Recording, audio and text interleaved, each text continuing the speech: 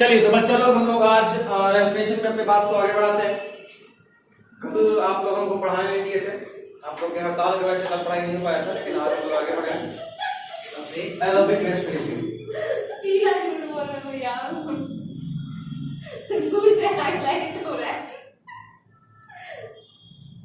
Aerobic respiration, aerobic respiration वापस से 2 step में होता है। देखो, अगर हम कायदे से बात करें तो सबसे पहले हमारे पास ग्लूकोज था। अब चाहे एरोबिकली ब्रेक करना हो या एनारोबिकली ब्रेक करना हो, दोनों केस में ग्लाइकोलाइसिस होगा। ग्लाइकोलाइसिस कहां पे होगा?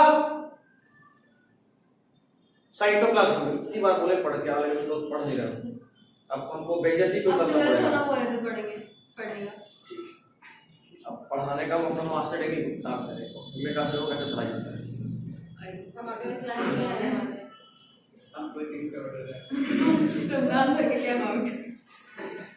तो ग्लाइकोलाइसिस होगा। ग्लाइकोलाइसिस होने के बाद उसका एंड प्रोडक्ट क्या बनेगा? देख के तो बताओ क्या? Pyruvic acid. बिल्कुल, 2 मॉलिक्यूल्स ऑफ पायरुविक एसिड। अगर इसका नेट गेन ये सब का बात करें तो एक NADPH बना था और 2 ATP बना था। एक नहीं, 2 NADPH, 2 NADH बना था और 2 ATP का नेट गेन हुआ था, क्योंकि 2 असल में बना था 4 ATP, लेकिन 2 यूज भी हुआ था। तो 2 का नेट गेन और 4 NADH। बताए थे कि 4 NADH, सॉरी 1 NADH बाद में 3 ATP देता है। तो बना है 2 NADH, तो टोटल 6 ATP देगा और 2 ATP और बना है 8। एक बात और याद रखना, ATP बनने के लिए सबसे पहले जो क्रेब्स साइकिल होता है, मतलब ग्लाइकोलाइसिस हुआ, क्रेब्स साइकिल हुआ, उसके बाद एक और स्टेप होता है ETS। क्या होता है? ETS। ETS is electron transport system. और ETS से ATP बनता है। कायदे से ETS से ATP बनता है। ETS से हाँ ATP कोई भी ATP जो बनता है वो ETS से बनता है। बहुत कम जगह ऐसा है जहां बिना ETS के डायरेक्टली ATP बन जाता है। वापस बोल रहा हूं, बहुत कम जगह ऐसा है जहां बिना ETS के डायरेक्टली ATP बन जाता है। और अगर बिना ETS करे हुए डायरेक्टली ATP बन रहा है तो उसको एक स्पेशल नाम देते हैं, लिख लो कहीं पे, सबस्ट्रेट लेवल फॉस्फोराइलेशन।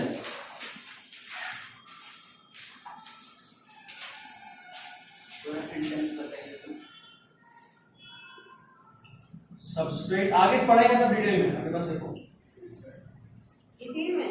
हाँ,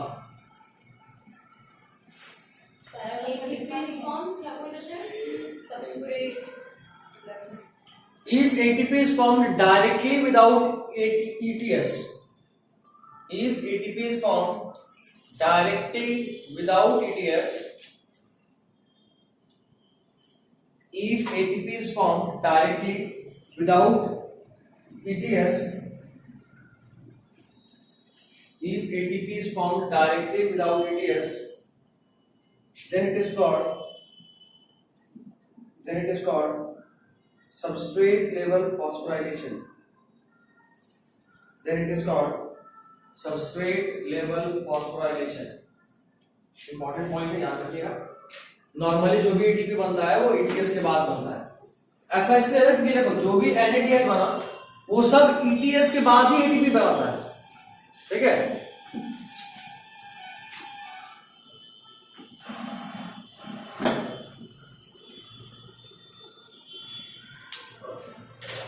यहां तक बताइए किसी को। अब सुनो, मेरा जो पायरुविक एसिड बन गया, अब ये पायरुविक एसिड के पास 2 ऑप्शन है।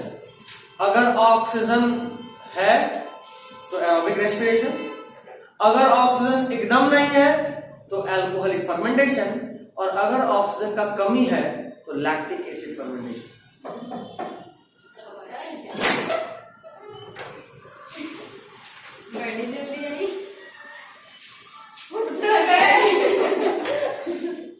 अच्छा किया गया, बहुत इंपॉर्टेंट शुरू ही हुआ। तुम्हारा ही वेट कर रहे थे बहुत देर से, 8:20-25 तक वेट कर रहे हैं। जल्दी स्टार्ट करो। हम लोग अभी बहुत अच्छे अब भी गिरे लिखोगी। जल्दी करो, हम लोग बहुत फ्लो में पढ़ा हुआ है, अच्छा लगेगा। पानी से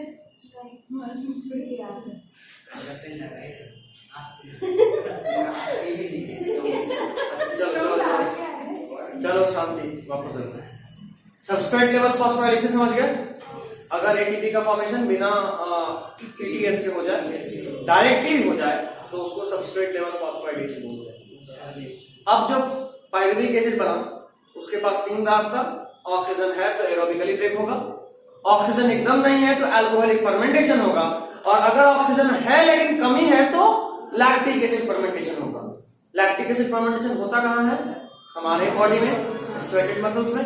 हम लोग सांस तो हमेशा ही ले रहे होते, जिंदा है तो सांस तो ले रहे, लेकिन फिर भी अगर ऑक्सीजन का कमी हो जाए तो फिर वो एनारोबिकली ब्रेक करता है और लैक्टिक एसिड बनाता है। अगर ऑक्सीजन एकदम नहीं है तो अल्कोहलिक फर्मेंटेशन करेगा। अल्कोहलिक फर्मेंटेशन प्लांट्स और फंगस में होता है। सबसे छोटा फंगस का नाम बताइए? East. It is the only one unicellular fungus. इसके अलावा जितने भी फंगस है सब मल्टीसेलुलर। तो ईस्ट नॉर्मली बहुत अच्छे से यूज करा जाता है अल्कोहलिक फर्मेंटेशन के लिए। उसका एक स्पीशीज का नाम भी बताए थे, सैक्रोमाइसिस सेरेवेसी। ये बहुत इंपॉर्टेंट है, 12th में भी आपको पढ़ना है, बहुत इंपॉर्टेंट है, नीट के लिए भी। हाँ,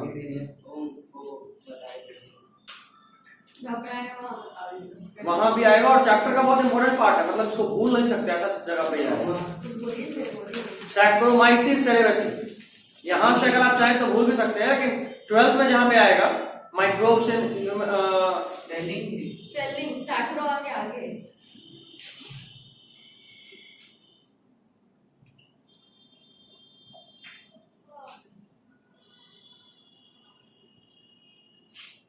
सैक्रोमाइसिस सेरेवेसी।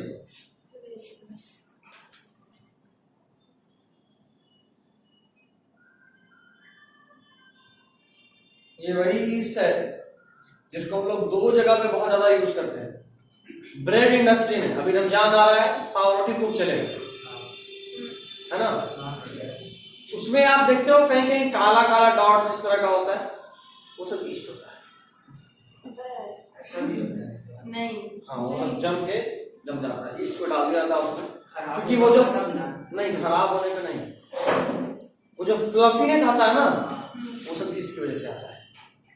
हाँ, जब वो अंदर में सेटल होते हैं। हाँ, एक्चुअली उसको अंदर छोड़ दिया था, थोड़ा सा वो मीठा भी लगता है, थोड़ा सा ग्लूकोज मिलाते हैं और इसको डालते हैं। ईस्ट उस आटे के अंदर है, ग्लूकोज को ब्रेक कर रहा है एनारोबिकली और कार्बन डाइऑक्साइड फॉर्म कर रहा है। अब आटा चिपचिपा है, तो अंदर में जो गैस बना वो एक्चुअली में एक स्पेस को बना, बबल, जो कि अगर स्ट्रांग होता तो फोड़ फाड़ के बाहर निकल जाता आटे को हटाकर, लेकिन ऐसा नहीं है, स्ट्रांग नहीं है, बहुत वीक है, तो वो अंदर में ही फंसा रह जाता है। और इस वजह से नॉर्मल में जो हम लोग ब्रेड खाते हैं उसमें जो गैस दिखता है वो एक्चुअली वो CO2 से आता है, ठीक है? तो वहां यूज करते हैं। चूंकि सैक्रोमाइसिस सेरेवेसी को ब्रेड इंडस्ट्री में यूज करते हैं, इसलिए इसका एक नाम है बेकर्स ईस्ट। इसके बारे में क्या स्पेसिफिकेशन बना है? यूनिसेलुलर। हाँ, ईस्ट पूरा ईस्ट ही यूनिसेलुलर है उसका। ये तो ईस्ट का भी स्पीशीज है। हाँ, पूरे फंगस में सिर्फ एक ईस्ट है, ये पहले 5 में प्लांट में पढ़ा रहे थे। हाँ है, ठीक है, नाम थोड़ा ज्यादा लिख लो फटाफट। इसी माहौल में अगर पढ़ाई हो तो मजा आ जाए, सब लोग सही बोलते हैं। काफी बर्दाश्त नहीं हो रहा, बस इतना नहीं बोल सकते।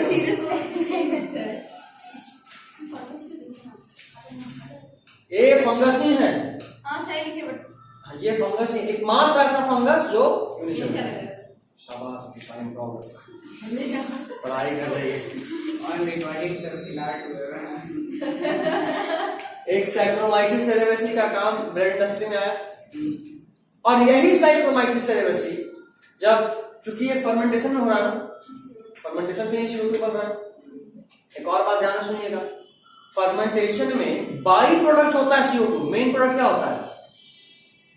अल्कोहल। अल्कोहल, तो उसमें इथाइल अल्कोहल भी बनता है। तो जाता था, उसी में पता जाए तो तो ज्यादा देखो, अब जितना ग्लूकोज डालेंगे उतना ही ना ब्रेक होगा। ग्लूकोज एकदम थोड़ा सा डाले थे कि थोड़ा सा CO2 निकले, ज्यादा ग्लूकोज डाल देंगे तो अल्कोहल भी ज्यादा बनेगा और CO2 भी ज्यादा बनेगा। तब तो पता चला कि एक छेद इतना बड़ा होगा कि पूरे ब्रेड में कॉमन होगा। ऐसा नहीं होता। और इसका यही कारण है क्योंकि बहुत कम ग्लूकोज डालते हैं तो जो अल्कोहल बनता है वो भी बहुत कम होता है अल्कोहल लेकिन बहुत कम, क्योंकि ग्लूकोज ही बहुत कम डाले। घर जाके बताएगा अगला जाएगा सारा मैंने जमाने से ब्रेड खाता है, अब इसमें चेंज नहीं होगा।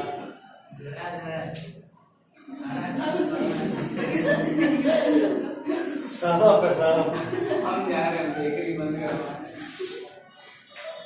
वो इतना कम होता है कि पता भी न चले।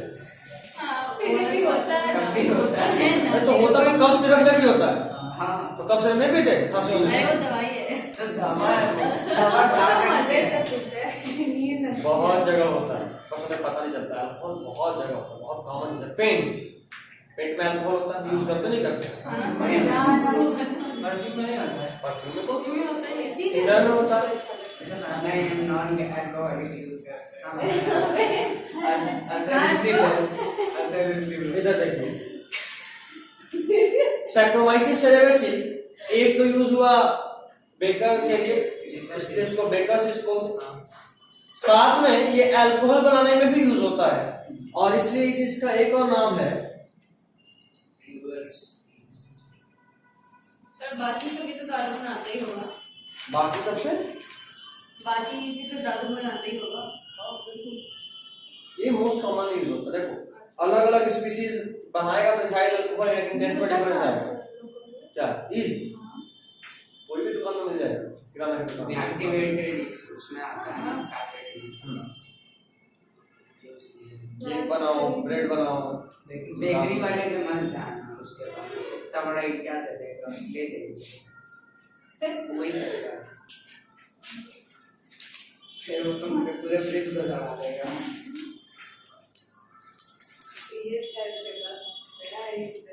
हो गया।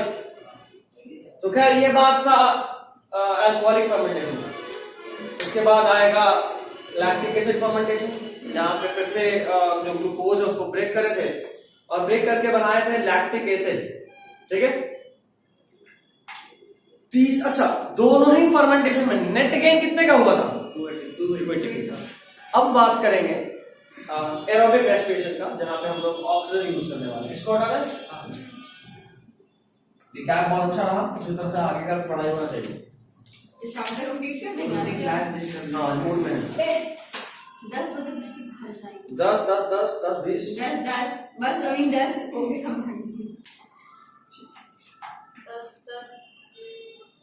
एरोबिक रेस्पिरेशन का अगर बात करें तो ये भी 2 स्टेप में होता है। सबसे पहले होता है ऑक्सीडेटिव डीकार्बोजाइलेशन। ठीक है, क्या होता है पहला स्टेप? ऑक्सीडेटिव डीकार्बोजाइलेशन। नाम ही बता रहा है oxidative, that is in presence of oxygen, and decarboxylation यानी कार्बन को रिमूव करना, रिमूवल ऑफ कार्बन। ठीक है, यूज टू पाइरुविक एसिड ही होगा, जैसा कि हम बताए थे इन प्रोडक्ट ऑफ ग्लाइकोलाइसिस ही अगला स्टेप में यूज होता है। ग्लाइकोलाइसिस हुआ था साइटोप्लाज्म में, और एंड एरोबिक रेस्पिरेशन का दोनों फर्मेंटेशन ही साइटोप्लाज्म में ही होता है। ठीक है, ग्लाइकोलाइसिस कहां हुआ था? साइटोप्लाज्म। और ये जो लैक्टिक एसिड फर्मेंटेशन या अल्कोहलिक फर्मेंटेशन ये भी कहां होगा? साइटोप्लाज्म में। लेकिन ये कहां हुआ? एरोबिक रेस्पिरेशन कहां शुरू होता है?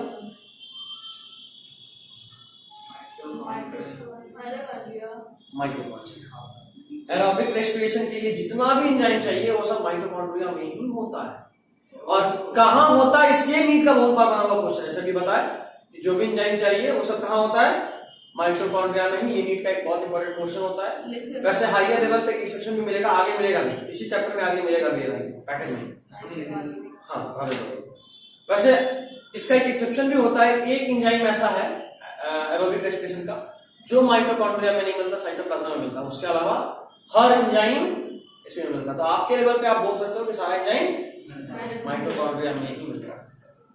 अब अगर एम्स वाला एग्जाम होता तो हम बताते हैं भी, अभी फालतू में नोट्स पढ़ा करने का कोई मतलब नहीं बनता। ठीक है, तो पाइरुविक एसिड यूज होता है और पाइरुविक एसिड यूज होने पे एसिटाइल कोएंजाइम ए, कार्बन डाइऑक्साइड और NADH बनता है। एसिटाइल कोएंजाइम ए, कार्बन डाइऑक्साइड और NADH। ध्यान रहे अगर तो हम लोग बात कर रहे हैं पैकेज में पाइरुविक एसिड एक मॉलिक्यूल का, तब हम एक NADH का बात करें, लेकिन एक्चुअली में ग्लाइकोलाइसिस से कितना मॉलिक्यूल ऑफ पाइरुविक एसिड बनता है? 2। तो 2 मॉलिक्यूल ऑफ पाइरुविक एसिड के लिए 2 molecule of acetyl coenzyme A, 2 molecule of CO2 और 2 NADH बनेगा। एक के लिए एक बन रहा तो 2 के लिए 2 बनेगा, सिंपल। ठीक है, अब ये जो एसिटाइल कोएंजाइम ए बना है ये इंटर करता है क्रेब्स साइकिल में, तो दूसरा स्टेप ऑफ एरोबिक रेस्पिरेशन।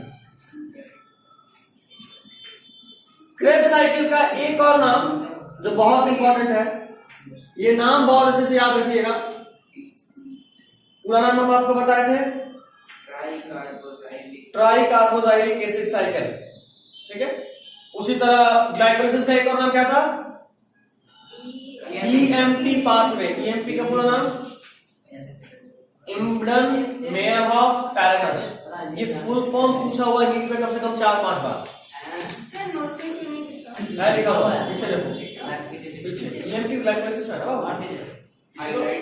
ना, इसमें देखो।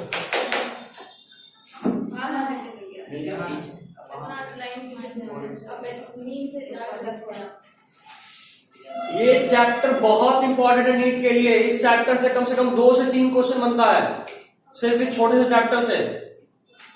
देखो अभी तक पैकेज का मुश्किल से 2 से 3 पेज पढ़े, कितना चीज मिल गया जो हम बोल दिए कि नीट के लिए हम पहले ही बोले थे चैप्टर को बहुत इंपॉर्टेंट है। हम अक्सर इंपॉर्टेंट चीज को ही लास्ट में बचाते हैं। नहीं, सही बात है, ये बहुत इंपॉर्टेंट है। इसके अलावा डाइजेशन इंपॉर्टेंट उसका बुक में नहीं है, एकमात्र ऐसा चैप्टर जिससे रिसेंट ट्रेंड में भी एक्स्ट्रा आउट ऑफ बुक पूछता है क्वेश्चन, इसलिए उसको बचाए। एनसीईआरटी तो बच्चा वाला है, डाइजेशन तो बचपन से पढ़ते आ रहे हैं, इसीलिए तो हम रोके हुए कि हम लास्ट में एक्स्ट्रा लिखवाएंगे कुछ। तुम अगर प्रीवियस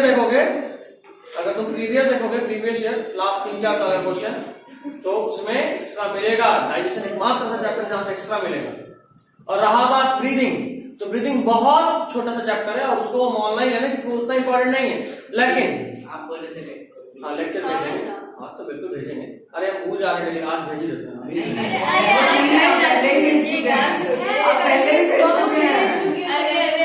भेज चुके हैं तो खत्म हो गया होगा। क्या ब्रीदिंग नहीं 2 नहीं, कुछ नहीं भेजा, हम कुछ नहीं जानते। देखो बीच का एक्चुअली एक लेक्चर उसमें मिसिंग है, इसलिए हम भेजने में टाइम लग रहा है। तो आप ही पढ़ा दीजिए ना फिर, तो लाइव पढ़ा देंगे उसको। तो एक लेक्चर मिसिंग है, तुम हमको पढ़ा दो। बहुत डिटेल में पढ़ाया हूँ, बहुत डिटेल में बहुत अच्छे से पढ़ाया हूँ मैंने। हमको पढ़ा दें, फिर आप टेस्ट ले लेंगे। देखो उसका बुक देखो, देख के समझ में आ रहा है कितने अच्छे से पढ़ाया है। तुम नहीं रहना सर, लेक्चर में चलिए देखो बहुत अच्छे से लिखा भी हुआ है कि एक नीचे में ऑक्सीडेटिव डिकार्बोनाइलेशन में एक लाइन तो हमको ज्यादा ही लगे हुए लगा हुआ दिख रहा है। Enzymes required for Krebs cycle are found in the matrix of mitochondria except succinate dehydrogenase which is found in inner membrane of mitochondria. जो माइटोकॉन्ड्रिया होता है कुछ ऐसा होता है, डबल मेम्ब्रेन। कौन कौन डबल मेम्ब्रेन था बेटा बताएगी, कौन कौन सेल ऑर्गेन डबल मेम्ब्रेन था? क्या हो गया वो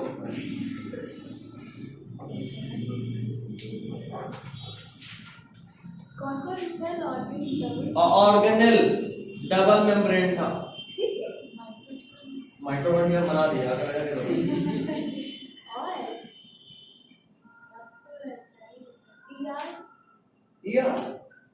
अगली बार सर्वर पे नहीं आया तो बोलेंगे नहीं अब पढ़ाई भी छोड़ दी।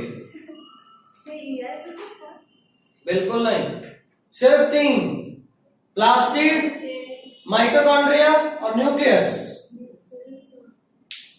प्लास्टिड में क्लोरोप्लास्ट माइटोकॉन्ड्रिया और न्यूक्लियस, सिर्फ 3। एक था जो नॉन मेम्ब्रेन था, कौन? एक नहीं, एक्चुअली 2, राइबोसोम और सेंट्रियोल, और बाकी सब सिंगल मेम्ब्रेन। बस 5 नाम याद रखना है। ये सब बेसिक चीज मत भूलो। इधर देखो, डबल मेम्ब्रेन, बीच में इस तरह से फोल्डिंग्स हैं, ठीक है। फोल्डिंग पे भी अगर इसको अगर हम जूम करके बनाए ना तो कुछ ऐसा है,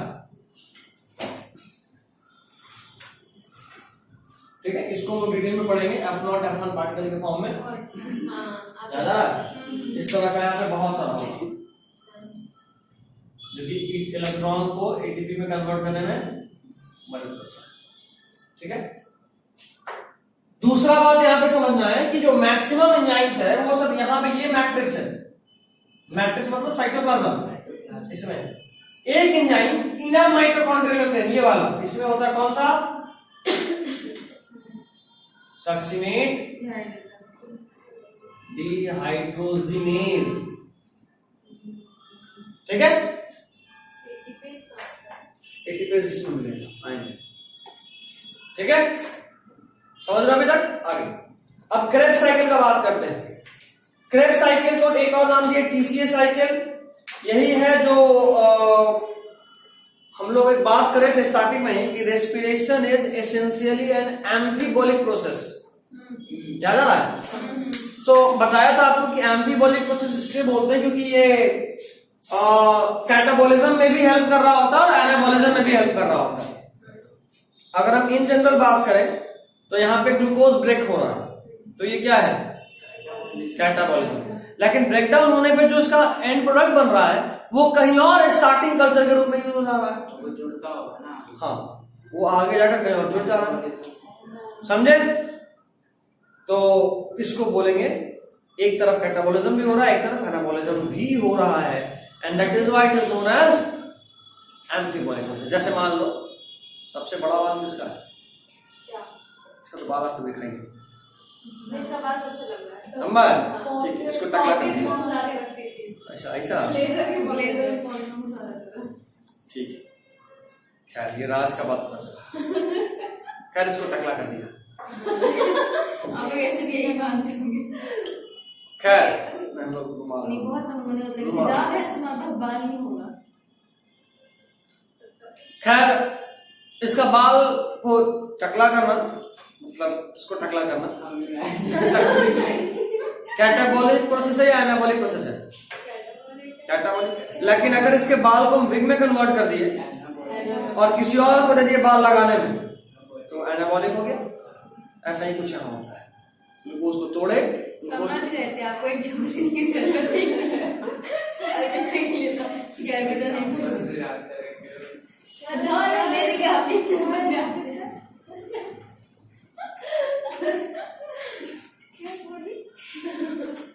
एक बार तो सुना हो गया, एक रेल का था, समझ गया? एम्फीबोलिक प्रोसेस क्यों बोल रहे होते हैं? जरा सा इस साइकिल को देखिए, क्रेब्स साइकिल। ये डायग्राम आपके लिए बहुत इंपॉर्टेंट है, अगर एग्जाम हुआ हो तो ये पूछ सकता है, पूछा था, क्वेश्चन आई हो। फोटो भेजना नहीं, हमको देखना एक्चुअली ऐसा क्या था जो सही में बाहर से था कि बोर्ड का पैटर्न समझना आसान था। चैप्टर्स कुछ नहीं पता था, सब पढ़ना था। 18-20 सब्जेक्ट एकदम नहीं पढ़ सकता था। तो मतलब तू ऐसा है कि तू जो जो पढ़ी वो एग्जाम उससे क्वेश्चन नहीं है ऐसा? कुछ आया पर तब तक एक बार हमको दिखाना, क्योंकि ये जरूरी है कि हमको पता चले कि रिसेंट में बोर्ड का पैटर्न क्या है। वैसे तो 12th बोर्ड के लिए तो मेरे पास बुक्स है, बट फिर भी हम क्या कर रहे हैं? वो उसके लिए वो क्वेश्चन आने तो मैं चेक कर तुम्हारे पास क्वेश्चन है दिखाओ, फोटो देखो अगर हो गया तो ठीक है, नहीं होगा फोटो तुम्हारे पास भी। हम तुम आगे देखने पहले घंटा नहीं होगा। बिहार बोर्ड के लिए कोई गोल्डन टिप्स है कि सब बिहार भगवान भरोसे। अरे ऊपर बिहार बोर्ड में इतना सोचना ही नहीं है, तुम सोच तो हमें नहीं रहे। तुमको जो बैठे बैठे भी याद आ गया 2-4 लाइन वही क्वेश्चन होगा। इसके जैसा अफवाह जो अभी कुछ सुनाई ना वही सुनते आ रहे हैं कब से। हाँ एक ही था, हम लोग एक ही था, बट एक साइड दोनों था। हम लोग का दो सेट था, हमको सेट भी मिला था लेकिन हम बना रहे थे। अलग तो मिला था ये तो वाला मेरा बैग में फंस गया। आगे ये लाइक कैसे किया? अरे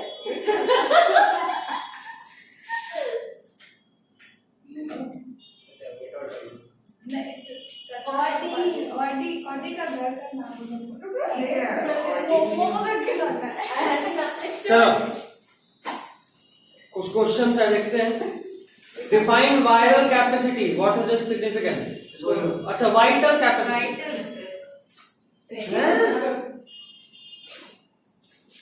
मास्टर सच में गधे रहता है। क्या लिखी थी वाइटल कैपेसिटी का आंसर? एक तुम्हारी छापे हो ये इतना क्या पढ़ी कौन था? जो वाइटल कैपेसिटी है ये पढ़ना है 12th में इकोलॉजी में। तो वाइटल कैपेसिटी क्या समझने लग रहा है बट लिखा मैं कुछ ऐसा है। एक एक करके बोलो। क्वेश्चन क्या था?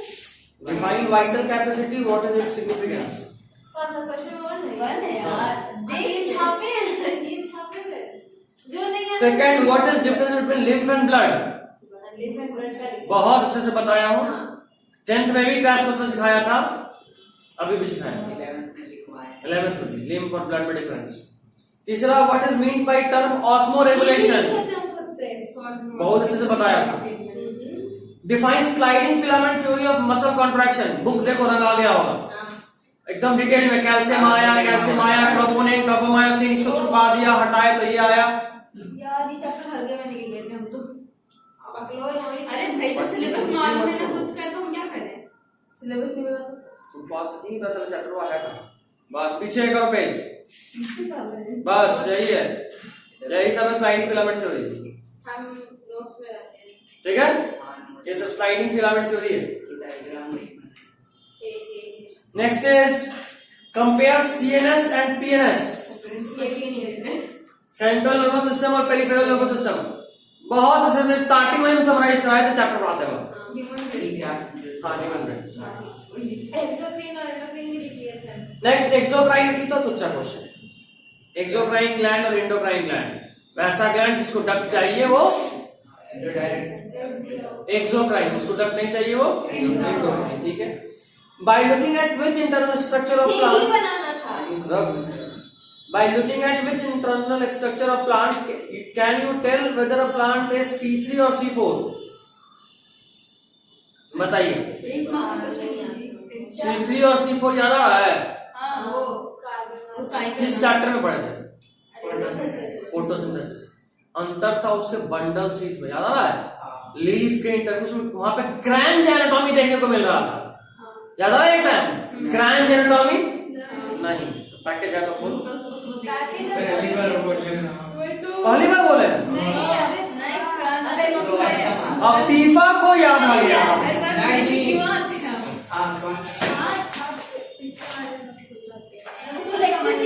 अभी देखो इस तरह का कंफ्यूजन नहीं होना चाहिए बच्चा लोग कभी भी। क्रैंच एनाटॉमी बस वही जो दिख रहा है, 2 लेयर में है, उधर वाले बुक पेज में जो दिख रहा है क्रैंच एनाटॉमी नहीं। क्रैंच एनाटॉमी लिखा होगा, बोर्ड में लिखा होगा, पैकेज है तो पैकेज में होगा। कौन लिखा? हनुमान भी रही है। तुम लोग यार रिविजन नहीं करो तो यही होगा फिर। एटलीस्ट नाम तो होना चाहिए। हाँ पढ़े जाहिर सी बात है, इस बार नंबर की बात सम्मत है क्या?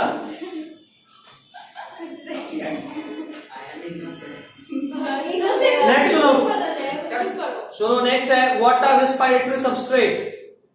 ये इस चैप्टर के स्टार्टिंग में बताया हूं। कार्बोहाइड्रेट हो, प्रोटीन हो, फैट हो, किसी को भी तोड़ सकते हैं रेस्पिरेशन में, तो वही रेस्पिरेटरी सबस्ट्रेट है। मोस्ट कॉमन कौन? कार्बोहाइड्रेट। बस तो चलो 2 सवाल का जवाब मिल गया। आरक्यू क्या है? ये क्या था? हमको तो कुछ समझ नहीं आ रहा था। क्या आरक्यू क्या? रेस्पिरेटरी कोशेट, ये भी पढ़ेंगे इसी चैप्टर में पढ़ेंगे। Can there be mitosis without DNA replication in S phase? Right से बात है नहीं। 11th में 12th वाला क्वेश्चन ऐसी में छापिए साफ साफ दिख रहा है। अब होगी ना भैया खुद से लिखा नहीं वो ना बगल वाली को हेल्प चाहिए था तो कहते क्वेश्चन पेपर में लिख के देखो ना। Shut up. अरे आराम पास अरे तो लिख के तो बगल वाले लोग कॉपी मांगते हैं, क्वेश्चन पेपर नहीं। बगल वाली को नहीं आगे थी तो बगल वाला ऐसे कह ना लिखने के लिए ऐसे छीन करके लिख रहा था। अगला, what is difference between mitosis and meiosis? ये भी लिख दिया। बहुत सिंपल सवाल है, हम लोग बहुत डिटेल में पढ़ेंगे इसको। Describe briefly the events taking place during interphase. ये भी बहुत आसान। What is oxidative phosphorylation? अभी पढ़े, अभी जस्ट पढ़े थे। उसको नहीं पढ़ने की बात है। तो क्वेश्चन आया, जा रहे हैं अबे हिसाब से हम लोग पढ़ा होना चाहिए था। हमको अपना exam next, rubisco is an enzyme that acts as both carboxylase and oxygenase. ये अभी पढ़ेंगे। अभी क्या पढ़ेंगे? तो फोटोसिंथेसिस में पढ़ चुके हैं। रूबिस्को पूरा पढ़े। रूबिस्को अरे हाँ रूबिस्को मोस्ट एबंडेंट एंजाइम इन वो बहुत बायोलॉजिकल पढ़े वर्क। था।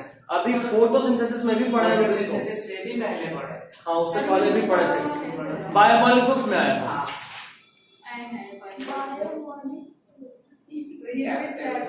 तो आपने पढ़ाया वापस ना कुछ। भैया जाइए शरबत पीने। Good idea. गर्मी आज थोड़ा कम है, थोड़ा बढ़ने तो चलते हैं। अभी तक तो कम। अरे भाई इसी में तो कैसे लगेगा? रिवीजन हुआ है।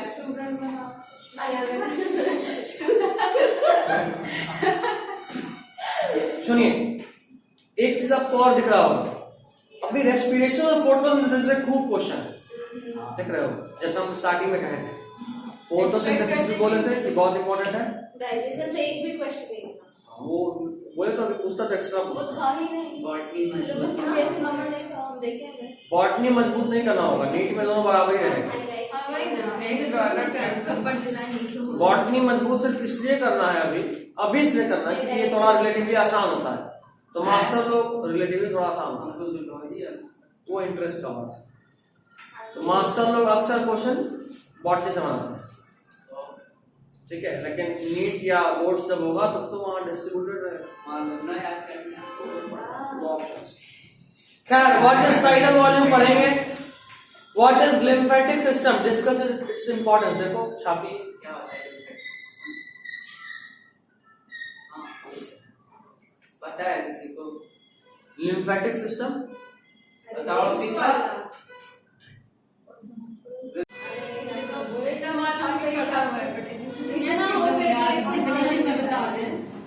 लिम्फेटिक सिस्टम था, अच्छा नहीं होता जो लिम्फेटिक सिस्टम था, ये लिम्फेटिक सिस्टम में हम लोग पढ़े थे कि एक सिस्टम है बहुत सारे ट्यूब्स का, जिसके थ्रू ब्लड से जो भी लिम्फ निकलता है हमारे कैपिलरीज के थ्रू सेल्स में, वो सारा जमा होता है, लिम्फ नोड्स में जाता है, वहां पे उसमें थोड़ा सा एंटीबॉडीज मिलते हैं, फिर वापस घूम फिर के ब्लड में आके मिल जाता है। ब्लड में वेना कावा के थ्रू मिलता है। नेक्स्ट है describe briefly the structure and function of renal corpuscle. Excretion का हम लोग पढ़े हुए हैं, याद है रीनल कॉर्पस्कल? नहीं याद? अच्छा हाँ यार क्या था? क्या था? ऊपर वाला ग्लोमेरुलस माल्पीजियन कैप्सूल है ना। ओवरऑल उसका क्या नाम था? माल्पीजियन तो ओवरऑल, वही पूरा नाम बोमेंस कैप्सूल था अकेला नाम, ओवरऑल माल्पीजियन कैप्सूल, ठीक है। ऊपर में ग्लोमेरुलस, उसी को मिलाकर रीनल कैप्सूल बोलते हैं। तो उसको वो माल्पीजियन बॉडी भी बोलते हैं ना। माल्पीजियन बॉडी भी बोलते हैं। आपको पता है नेफ्रॉन के डायग्राम है, सना न्यूरॉन बना के पर सना गलत कर रहा है। नहीं बिल्कुल नहीं, लास्ट बार में फीफा हम लोग न्यूरॉन बना दिए नेफ्रॉन के लिए। छोड़ो कोई क्वेश्चन नंबर डालो, मार्क्स देना मत दे देगा मास्टर। नेफ्रॉन जिधर न्यूरॉन सना बनाई थी, अरे मैंने बना दिया तो अच्छा नहीं। नेक्स्ट है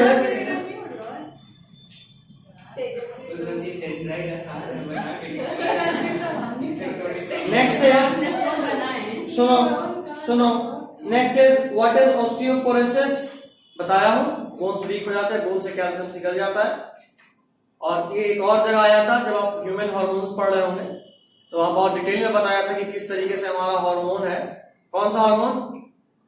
जो कि ब्लड और बोन में कैल्शियम लेवल को बैलेंस रखता है। हम तो बस 2 मिनट के लिए पी से नाम था, अभी भी कोई गेस? पाराथायरॉइड हार्मोन। अगर आपके ब्लड में कैल्शियम लेवल कम होगा तो ये जो हार्मोन है आपके बोन से कैल्शियम निकाल के ब्लड में डालेगा।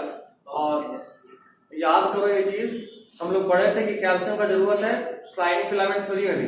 तो अगर आप मसल हिला रहे हो उसके लिए भी कैल्शियम चाहिए, तो कैल्शियम तो वहां भी जरूरत है। कम हुआ तो बोन से निकाल के मसल में डालेगा, ब्लड में डालेगा और बोन वीक हो जाएगा। बोन वीक होगा और बोन में छोटा छोटा छेद हो जाएगा, वीक होगा, उसी को ऑस्टियोपोरोसिस बोलते हैं। में वही आया। सर अगर हड्डी में छेद होगा तो फिर कुछ होगा नहीं। होगा, वही तो चलते चलते में भी हड्डी फ्रैक्चर कभी टूट जाए। सोचो जल्दी फीमर गायब ले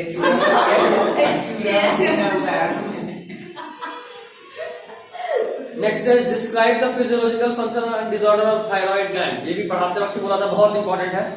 सबसे अधिक हार्मोन में से या ग्लैंड में से एक है। हाँ। Next is differentiate between dorsal spinal roots and ventral spinal root. Extra यार, इतना नहीं पूछता है, एक चला कर दिया।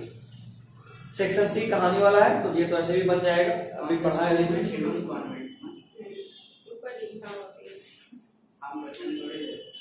सर हाँ बोलो। आप जो टाइमिंग रखे थे हमें 7 से 9 10 अभी, तो उन लोग के लिए ठीक रहेगा जो स्कूल यूज कर रही है। ठीक है, उनका स्कूल खुलेगा तो फिर सोचेंगे। तो अभी अप्रैल में खुल जाएगा।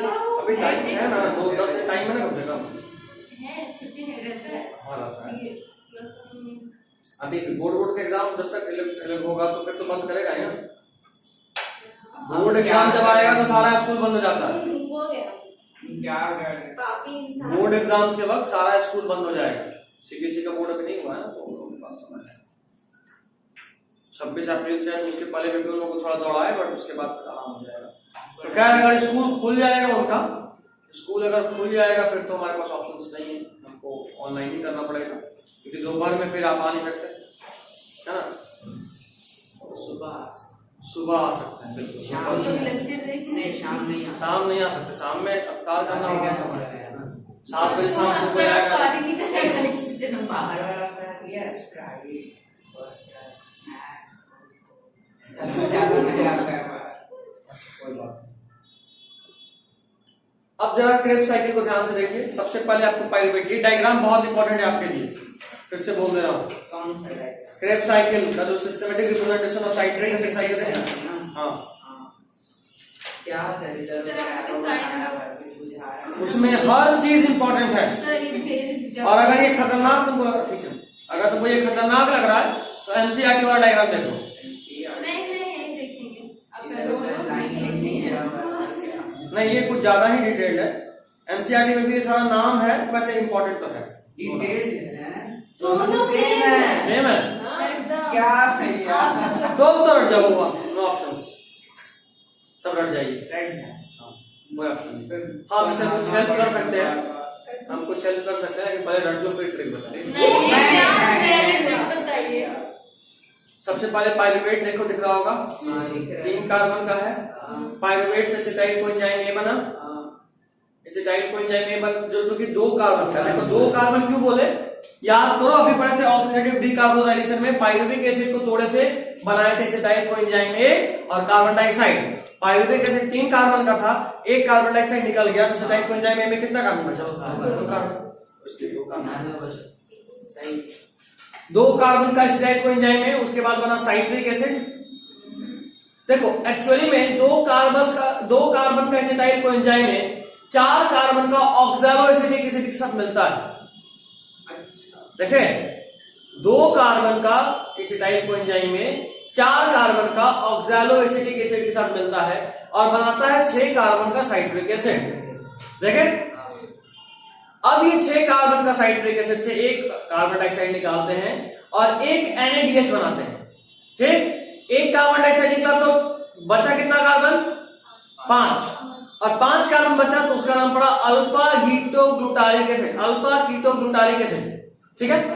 हाँ, अल्फा कीटो सबसे पहले साइट्रिक एसिड, तब आया था जैसे देखो स्टार्टिंग इधर देखो एसिटाइल कोएंजाइम ये आया, ऑक्सैलोएसिटिक एसिड मिला, बना साइट्रिक एसिड, साइट्रिक एसिड से एक कार्बन डाइऑक्साइड निकाल एक NADH बना, क्या बना?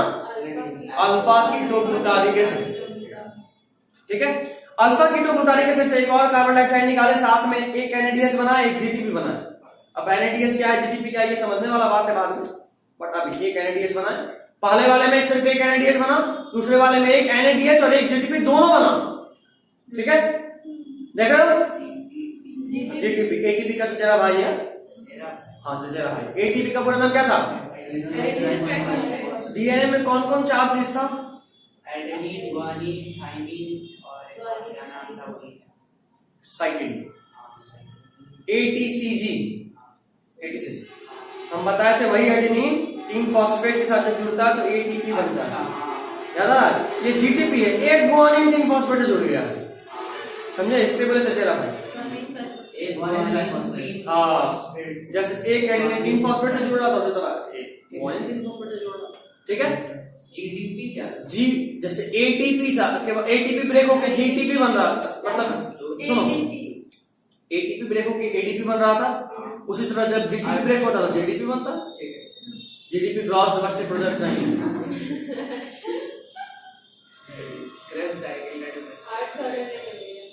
आर्ट्स नहीं, ये कॉमर्स में है, इकोनॉमिक्स है ना। इकोनॉमिक्स आर्ट्स में भी आता है। पालमपुर यार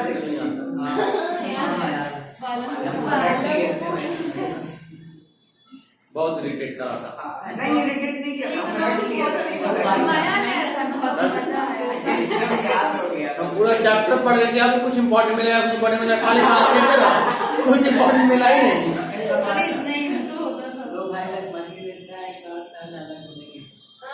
अरे मतलब आसान होना अलग बात है। चाहिए आपको एग्जैक्टली हमको भी हो गया था यार, हम इसको पढ़ नहीं पा रहे हैं। फिर एक बुक आता है एग्जाम आइडिया, खरीदे रह गए।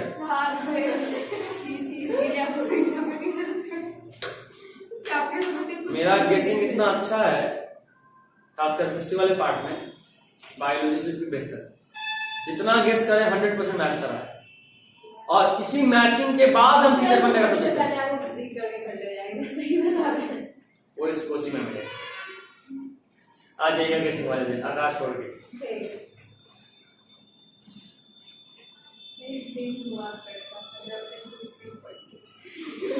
हम जब टीचिंग लाइन का सोचे थे, उस वक्त सबसे पहला स्टेप यही था।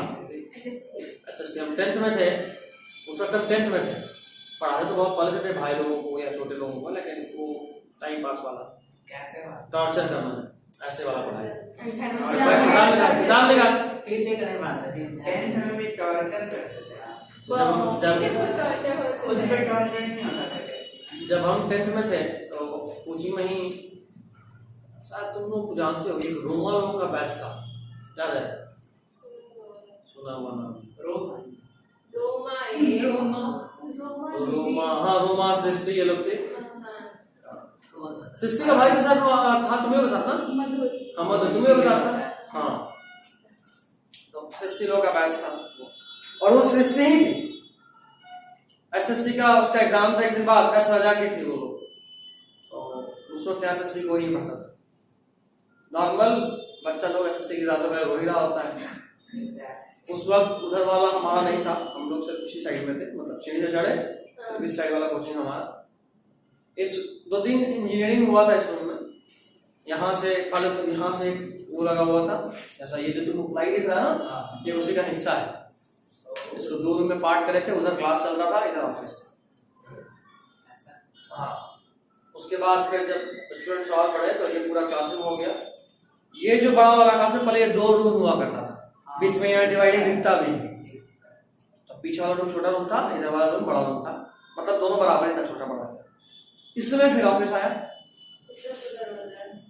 भैया कहाँ पढ़ता था? क्या? उस वाले रूम में नहीं, स्टार्टिंग में तो मेरे साथ 10th तक तो हम लोग साथ में थे, जब हम हट गया तो फिर तब भी वो 11th करा यहाँ पे, फिर बाद में ज्वाइन करते थे मेंटर्स, जब था 11th में था लोगों से उसको मैं एक रूम ऑफिस था, इधर हम लोग का 10th का क्लास चला था, यहाँ से निकल के गए, रोते हुए मिले, भैया भैया कुछ नहीं पढ़े, क्या होगा मेरा, बोले लाओ सब रट जाओ, टिक करके दिए थे, पूरे एसएससी में टिक करके दिए थे, और उसका 100% मैच करा, सेम हमको लगता है मास्टर भी वही छाप दिया होगा, 100% मैचिंग था। उसके बाद पूरे कोचिंग में हल्ला कर दिया, भैया जितना टिक किए 20-22 क्वेश्चन टिक किए, वही 20-22 क्वेश्चन आया, उस वक्त फुल सिलेबस आता था। एग्जैक्टली यही बोली, भैया मैं क्वेश्चन अगला दिन आए, भैया क्वेश्चन तुम्हें मिल गया था, हमको क्वेश्चन पेपर देना चाहिए था ना, क्या बोल रही तुमसे हुआ क्या, थोड़ा देर मैटर समझने में लगा, फिर फाइनली सारा मैच करा, हम बोले नहीं क्वेश्चन नहीं था, वो गेसिंग था, भैया बहुत अच्छा गेस करते हैं। फिर बोर्ड के पहले भी जब वो लोग 10th में गई तो स्पेशली भुवनेश्वर से कॉल करवा के बुलवाई, उस वक्त मेरा नहीं आता था, जाहिर सी बात है 11th में थे, आकाश में भेजे रहते थे, नहीं आते थे, तो स्पेशली कॉल करा के बुलाई थी कि सर हमको अतुल भैया से मिलना है। आकाश से नहीं आकाश उस वक्त तक, वो आकाश सितंबर में खत्म हो जाता है 11th, उसके बाद 2-3 महीने का गैप, फिर या मार्च से फिर शुरू होता है 12th, जो कि और नहीं 11th सितंबर में नहीं खत्म होती, 11th नवंबर में खत्म होता है, हम लोग के टाइम कैसे शुरू कर दिया, और 12 सितंबर तक खत्म कर देता है। नहीं अभी अप्रैल में शुरू होगा, 12 अप्रैल में शुरू होगा, हमारे में मार्च तक अरे तो कोरोना ऑनलाइन क्लास में नोटबुक चोरी हो गई थी, तो वैसा हो रहा था। उसके बाद फिर अब आए यहाँ पे गेस्ट वेस्ट करे, उस वक्त पूरा लड़ गया। उसके बाद तो हर साल उसके अगला बैच था मंगेश सर की बेटी लोग, दिव्या लोग, वो लोग भी बोल गए दिव्या तुम्हारा भाई, ये सब एक बैच में था, तो वो लोग भी गेस्ट करने के लिए बुलवाया था, सर तुम्हारा भाई लास्ट में नहीं था, वो लोग पहले थोड़ा छोड़ दिया, एग्जाम आने से होता ना आदमी 1 महीने पहले आपको सर घर पे पढ़ेंगे ऐसे वाला करना, तो वो सब पहले छोड़ दिया था वो डॉक्टर, लेकिन ये लोग बुलवाई थी, दिव्या लोग बुलवाई थी स्पेशली। उसके बाद अगले साल से तो पढ़ाना ही चालू कर दी, उसके बाद हमको लगा कि नहीं मुझसे बहुत मैच करना है, स्टार्ट करे एम से, जो था 56 भोग के अपोजिट, कहाँ पे, फुलवारी 56 भोग, उसके ठीक अपोजिट एम इंस्टीट्यूट। क्या कौन सा क्लास उस वक्त स्टार्ट करे थे, जब हम गए थे तो हमको बोला गया था कि नहीं आप तो सीनियर क्लास में होगा, 9th नहीं 9th में नहीं, हमको सिर्फ 9th मिल रहा था, अब सिर्फ 9th पढ़ाइए, अच्छा लगेगा तो हम बुलाएंगे। उस वक्त हम एक्चुअली सोचे थे कि वीक में बस 1 घंटा पढ़ना था, ठीक है, वीक में 1 घंटा, महीने का 500 हो गया, समोसा वोसा निकल गया, बाकी खर्चा तो मम्मी डैडी दे देंगे, यही होता है। 2 महीना पढ़ाए तो फिर बायोलॉजी और फिजिक्स में मिल गया 9th में, 2 महीना में, 1.5 महीना में। उसके बाद फिर नहीं एक्चुअली मिला भी कैसे था, एक दिन जिनका क्लास था, बस क्लास में आ गए, अचानक सिर बहुत तेज दर्द करने लगा, तो आप ले लीजिए क्लास, बोले कि मम्मी सब मेरा क्लास में दूंगा, अगला उनका था तो निकल रहे थे, बच्चे तो बोले कि ले लोगे तो ले लो, बच्चे लोग आपको ही लेके कर दिए, घुसे तो फिर फिजिक्स भी हो गया, अगले दिन आप फिजिक्स भी ले लो, ठीक है। उसके बाद एक दिन और उनको कोई काम था तो नहीं थे, तो जुम्मा के 10th में चले जाइए, 10th गए तो फिर 10th हो गया, और हम इतना जोर जोर से पढ़ाते हैं, जहाँ पढ़ा रहे अगर बीच में गेट वेट नहीं तो पूरा कोचिंग वहीं पढ़ेगा, बाहर में वो खोल के अबे यार तो ये रहा 10th, इधर गेट नहीं था 10th में, सुपर फैक्ट्री वाला सीन है सर, बगल साइड में 11th था, पहला बैच 11th था, फिजिक्स बायोलॉजी, फिजा लोग का बैच था, आदिल को जानती हो, आदिल की बहन, हाँ तो आदिल की बहन लोग उस बैच में थी, नहीं पर्सनली उस वक्त नहीं थे, उसके बाद अगले साल थे,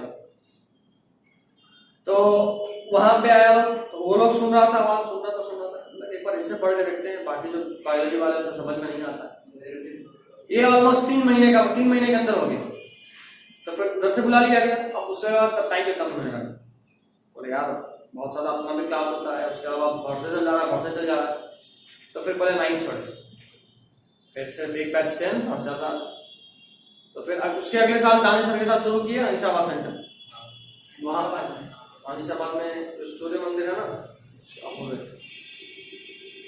वहां पे स्टार्ट करें, वहां पे उस वक्त बायोलॉजी पढ़ाए थे, सिर्फ बायोलॉजी। वहां के बाद अगले साल वहां से 12th रहा था, 12th वहां और फिर एक एम के बगल में ही कोचिंग था, एम उसके बाद बंद हो गया। हम बोले अब हम इतना नहीं पढ़ा सकते, वो भी इतना दूर जाके फुलवारी अक्सर जाम मिलता तो और चिढ़ा पड़ा, 1 घंटा तो ऐसे ही बर्बाद जाम में होता। जैसे सुबह सुबह खैर तो उसके बाद फिर उसके बगल में एक और कोचिंग था, एक्चुअली वहां के बहुत फेमस सर एक मनोज सर मैथ्स के, तो वो बुला लिए, फिर उनके साथ जाके वीक में 1 दिन 2 दिन बायोलॉजी पढ़ा रहे थे, 10th और 9th दोनों। उसके बाद वहां और एक अल्टरनेट वहां, एक अल्टरनेट यहाँ 12th बायोलॉजी मानस सर के पास।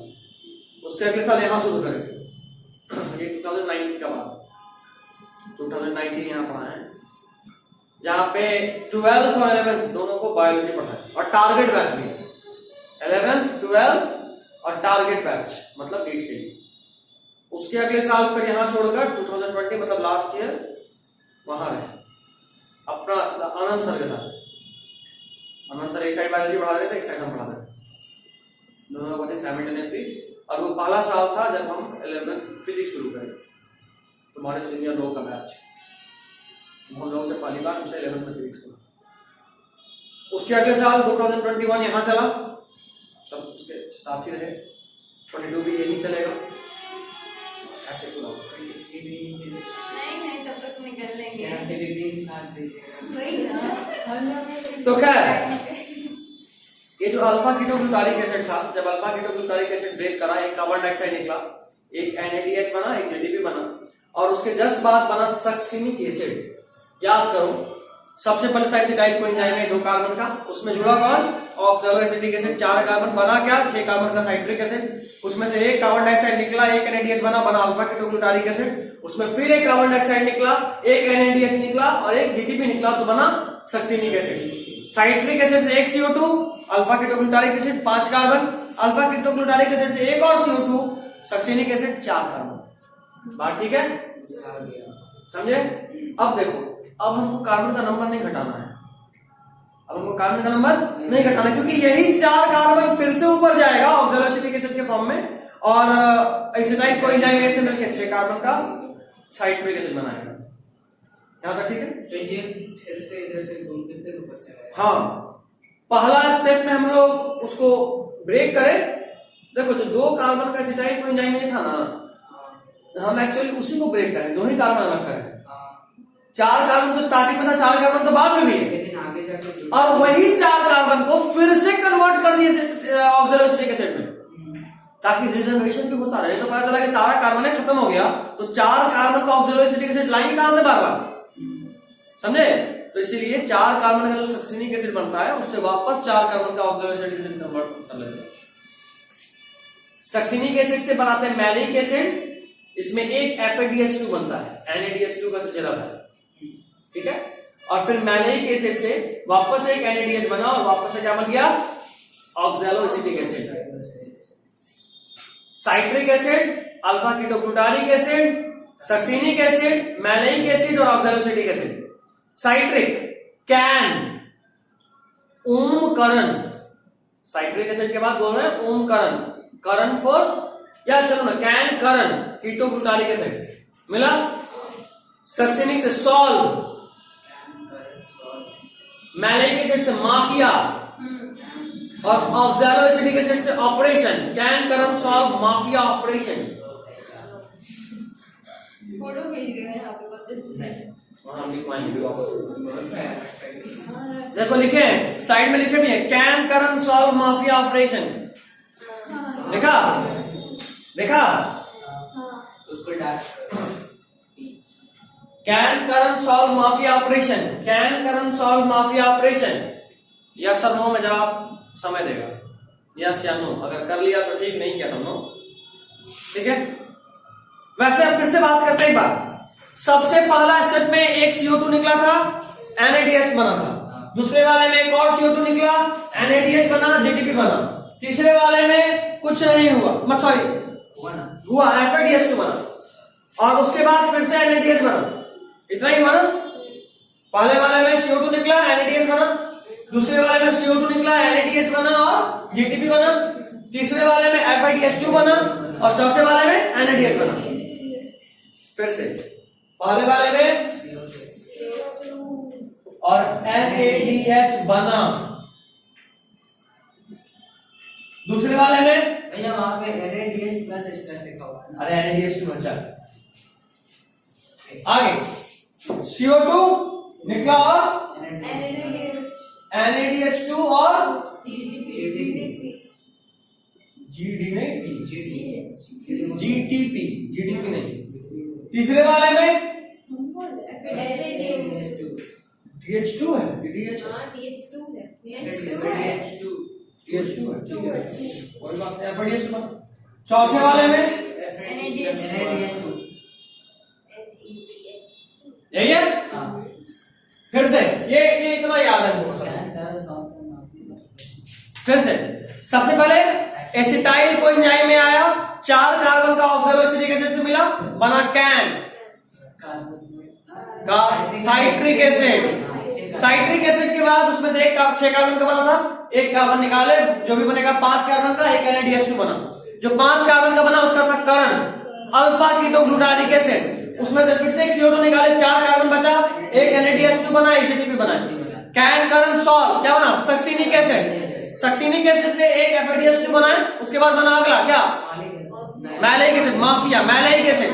मैलिक एसिड से फिर से NADH2 बना, क्या बन गया? Operation oxaloacetic acid. और वो ऑक्सैलोसिटिक एसिड फिर से अगले वाले एसिटाइल को एंजाइम से ऐड करेगा, 4+2 और बनेगा 6 कार्बन साइट्रिक एसिड। हटा गया अभी का भी थोड़ा सा पहले हो रहा है।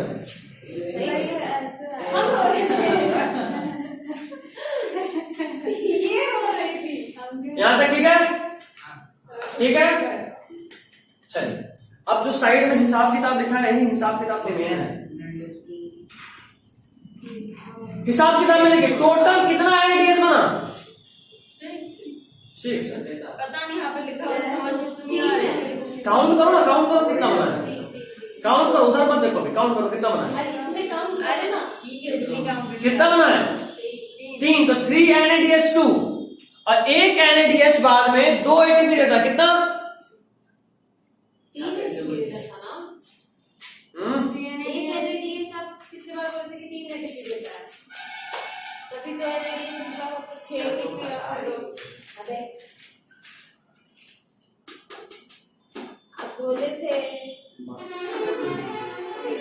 ये बताइए गलती से लिखा है। इसको नहीं लिखेंगे। रुको लेट पे कंफर्म। हाँ कंफर्म हम लेना थे तुम नहीं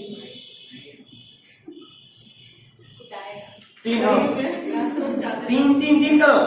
क्या 3 NADH है और 1 NADH 3 ATP देता है। NADH 3 बना है।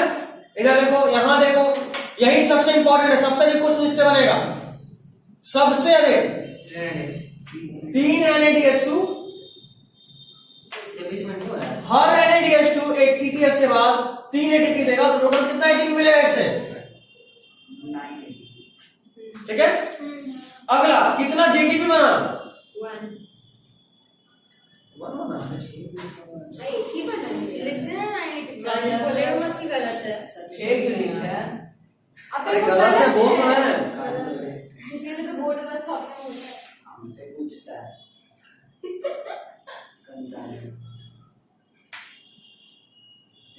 हमारे को पूछता नहीं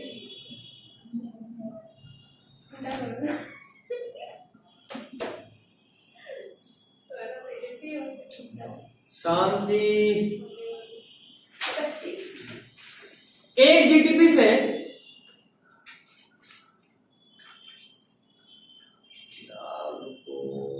2 ATP बनता है। हाँ सही है ठीक है। 1 GTP से कितना GTP बना है? 1 GTP 2 ATP देता है, तो कितना बनेगा? 2 ATP और FADH2 कितना है? 2 अच्छा 1 है।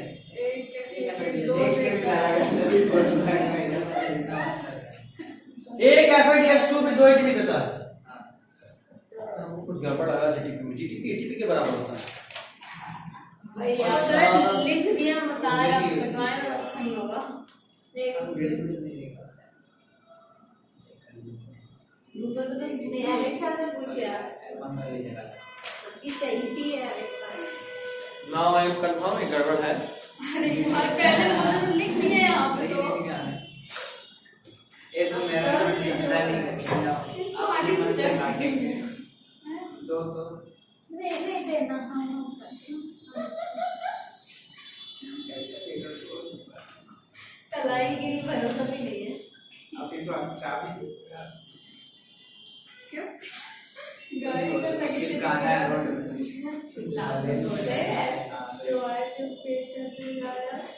तुम्हारा बाहर आ रहा है मिट्टी में भरे एक बड़ा सा एक अंदर जा रहा है। चलो शांति शांति शांति।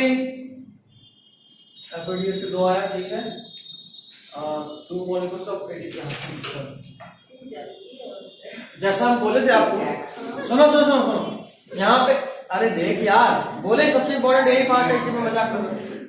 जैसा हम बताए थे, ये मिस्टेक हो गया था, लिखा हुआ यहाँ पे गड़बड़ तरीके से, जो सुधारना होगा, तो दिमाग खराब हो जाता था अचानक से। क्या लिखना है? हाँ, हम आपको बताए थे, अभी थोड़ा देर पहले बोले थे, खुद ही गलती कर दी। हम आपको बताया था ना कि एटीपी और जीटीपी में कोई अंतर नहीं है, वहां जो एटीपी था यहाँ गुआनिन है, बात सेम ही है। तो एक ATP is actually approximately two 1 ATP, GTP approximately two 1 ATP होता है और एक ही बनता है। और 12 एटीपी का टोटल फंक्शन होता है। ठीक है, ठीक है यहाँ तक हमको बस मन बनाना है, बात करना। इतना करो ना, बाकी हम लोग बात करें। हो गया? हाँ भाई, ये हिसाब लिखवा है, ये क्या लिखवा है? NADH2 ETS के बाद 3 एटीपी देता है, तो 3 NADH2 बना टोटल 9 एटीपी। GTP ATP के बराबर ही है, तो 1 एटीपी। FADH2 ETS के बाद 2 एटीपी देता है, तो 1 FADH2 बना तो 2 एटीपी बनेगा उससे।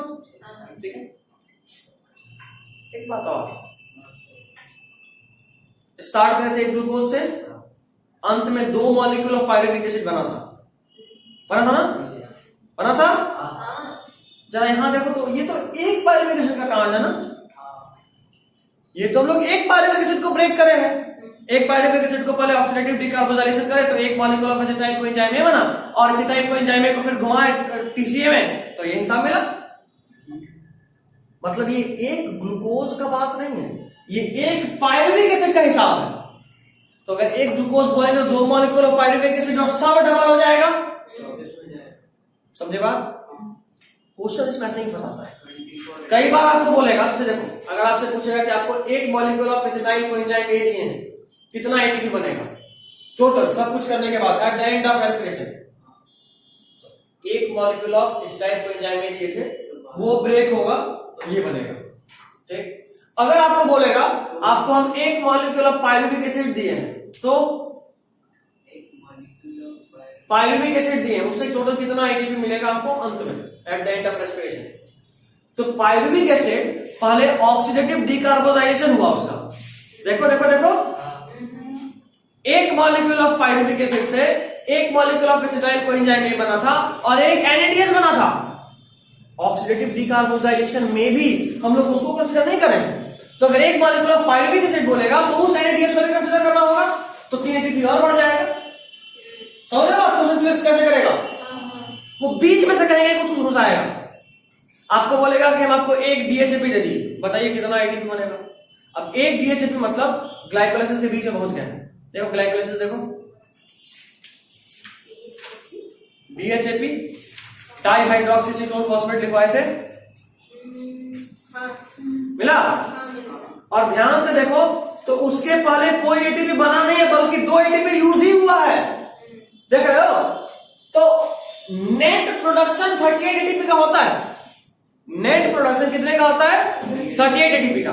उसमें से 2 एटीपी यूज होता है, और इसलिए हम कहे थे कि कई बार पूछेगा what is the net production of respiration, बोलेंगे 38 ATP. Net gain of respiration 36 ATP, क्योंकि 2 यूज भी हुआ है। समझे? तो अगर आपसे पूछता है कि हम आपको 2 मॉलिक्यूल ऑफ ट्रायोस फॉस्फेट दे दिए या डाइहाइड्रोक्सीटोन फॉस्फेट दे दिए, G3P दिए या फिर DHAP दिए, तो आपका नेट गेन कितने का हुआ? आप बोलोगे 38।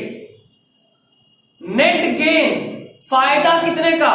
तो अगर आपको G3P ही दे रहे हैं तो उसके बाद तो 38 बना, और 38 का 38 फायदा हुआ, यूज तो कुछ हुआ नहीं। अगर ग्लूकोज दे रहे हैं तो बना 38, लेकिन 2 यूज हुआ था, तो नेट गेन 36 हो जाएगा। ये दिमाग में रखना, सारा स्टेप तक हम एक एक करके दिमाग में घुसाएं तुम्हारे। क्वेश्चन कैसे बनेगा, क्यों इंपॉर्टेंट है वो सिखा दिया अभी, कि कहीं कहीं से बीच में कुछ घुसा देगा, बोलेगा बताइए यहां से कितना बना। या कई बार अगर उसका मन एकदम खराब रहा तो बोलेगा कि हम आपको 1 मॉलिक्यूल ऑफ एसिटाइल कोएंजाइम में दिए हैं और 2 मॉलिक्यूल ऑफ पाइरुविक एसिड दिए हैं, बताइए टोटल कितना एटीपी बनेगा। तो एसिटाइल कोएंजाइम में दिए, उसके बाद से ये हिसाब 2 मॉलिक्यूल ऑफ पाइरुविक एसिड दिए, 2 मॉलिक्यूल दिए, 1 मॉलिक्यूल में इसमें 3 एटीपी और जुड़ा है क्योंकि 1 NADH बना था ऑक्सीडेटिव डिकार्बोजाइलेशन में, तो 3 एटीपी जुड़ा तो कितना 12 से 15 और 2 मॉलिक्यूल ऑफ पाइरुविक एसिड मतलब 15 दूना 30, अभी तो 12 3 और जुड़े तो 15, आप 1 मॉलिक्यूल ऑफ पाइरुविक एसिड बोले, 2 मॉलिक्यूल ऑफ पाइरुविक एसिड और 1 मॉलिक्यूल ऑफ एसिटाइल कोएंजाइम में, तो 30 उधर का और 12 इसका। समझे? तो क्वेश्चन कितना तरह से ट्विस्ट हो सकता है, समझ गए? चलो अब इस चैप्टर को उसके अंजाम तक पहुंच जाते हैं। अब एक डायग्राम और नहीं चलेगा, अभी 9:40 में नहीं हुआ है, हो गया है 39 दो डायग्राम इन लोग का दिमाग हैंग हो रहा है। 5 डायग्राम। अच्छा हम 5 मिनट का ब्रेक दें, 10-20 तक पढ़ेंगे। 5 मिनट। चलिए तो इसके आगे बढ़ते हैं। अपने सिलेबस में आप आगे देखिए नोट में, अब आपको अगला हेडिंग मिलेगा electron transport system and oxidative phosphorylation, ठीक है? यही तो लिखे हैं कंप्लीट हार्डवेयर का, यहाँ पे इसी में आगे मिलेगा, हम यहाँ पे लिख भी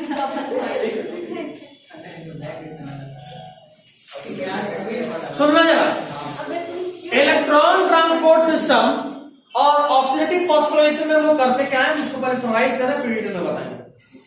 इलेक्ट्रॉन ट्रांसपोर्ट सिस्टम में सबसे पहले हम लोग इलेक्ट्रॉन का ट्रांसपोर्ट इस तरीके से करते हैं कि मेम्ब्रेन के एक साइड में सिर्फ पॉजिटिव आयन हो और मेम्ब्रेन के दूसरे साइड में सिर्फ नेगेटिव आयन। वापस बोल रहा हूं, इस तरीके से इलेक्ट्रॉन का ट्रांसपोर्ट करते हैं कि मेम्ब्रेन की एक साइड में सिर्फ पॉजिटिव और मेम्ब्रेन की एक साइड में सिर्फ, मतलब इस दीवार के उस साइड सिर्फ बॉयज, दीवार के साइड सिर्फ गर्ल्स, ऐसा कंडीशन, ठीक है? तो डिफरेंस क्रिएट होगा। तो जब एक तरफ सिर्फ प्रोटॉन और एक तरफ सिर्फ इलेक्ट्रॉन, तो एक पोटेंशियल का डिफरेंस क्रिएट होगा, एक प्योर पॉजिटिव पोटेंशियल, एक प्योर नेगेटिव पोटेंशियल, तो पोटेंशियल डिफरेंस क्रिएट होगा। और ये काम हम करते हैं इलेक्ट्रॉन ट्रांसपोर्ट सिस्टम से, ठीक? अब बहुत सिंपल सा बात है भाई, अगर पोटेंशियल डिफरेंस क्रिएट हुआ है तो इलेक्ट्रॉन चाहेगा कि हायर इलेक्ट्रॉन कंसंट्रेशन से लोअर इलेक्ट्रॉन कंसंट्रेशन की तरफ आए और उस पोटेंशियल डिफरेंस को कम करें, चाहेगा। तो जाहिर सी बात है पोटेंशियल डिफरेंस हुआ तो इलेक्ट्रॉन मूव करेगा। अब हम लोग पोटेंशियल डिफरेंस ऐसे करते हैं कि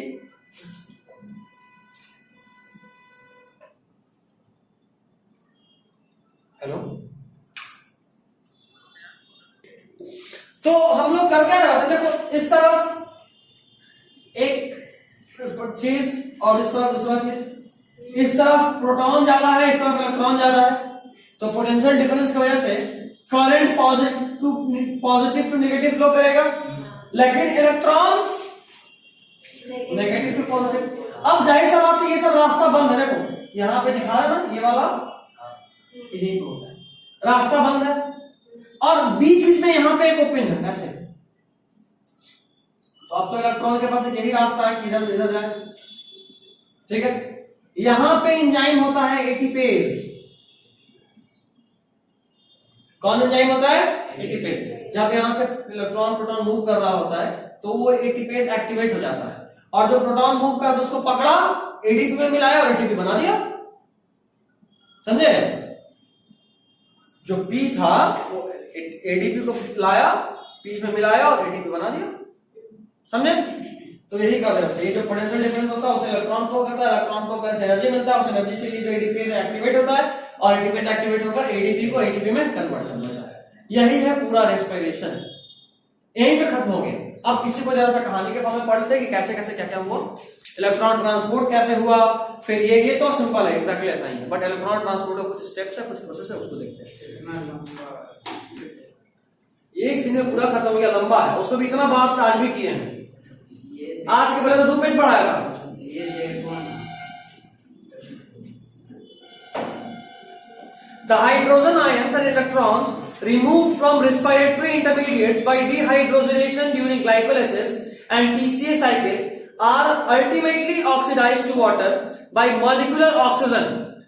देख रहे हो, फाइनली जो भी आपका हाइड्रोजन आयन बना या इलेक्ट्रॉन रिमूव करा गया ग्लाइकोलिसिस में, वो सब या फिर टीसीए साइकिल में, वो सब कुछ फाइनली ऑक्सीडाइज होता है वाटर में मॉलिक्यूलर ऑक्सीजन यूज करके। ठीक है, ऑक्सीडेशन के लिए ऑक्सीजन ऐड करना पड़ेगा ना, तो जो भी H+ रिलीज हो रहा था, देखो ना हर जगह H+ तोड़ रहे थे, NADH+ H+, GTP+, मतलब FADH+H+, जो भी H+, बन रहा था वो सब में एक ऑक्सीजन जोड़े, एक और H+ जोड़े तो H2O बन गया। तो ऑक्सीजन अगर जोड़ रहे हैं तो ऑक्सीडेशन ही हुआ ना, तो जितना भी इलेक्ट्रॉन या प्रोटॉन, H+ प्रोटॉन जितना भी बना था उन सबको फाइनली ऑक्सीडाइज करते हैं using molecular oxygen to water. समझे? इसीलिए ऑक्सीजन का यूज होता है, ऑक्सीजन का यूज यहीं पे आया।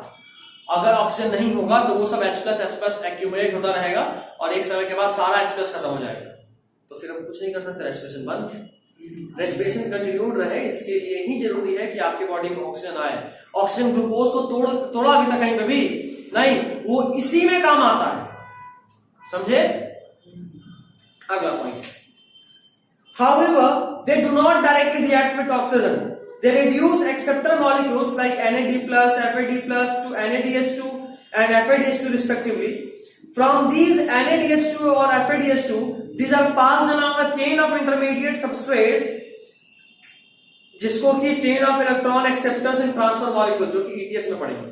देखो ये जो ऑक्सीजन को ऐड करना है, ये ऑक्सीजन डायरेक्टली ऐड नहीं होता, पहले हम लोग एक ग्रेडियंट तैयार करते हैं इलेक्ट्रॉन्स को जमा कर करके, और उसके बाद फिर ऑक्सीजन यूज कर रहे होते हैं।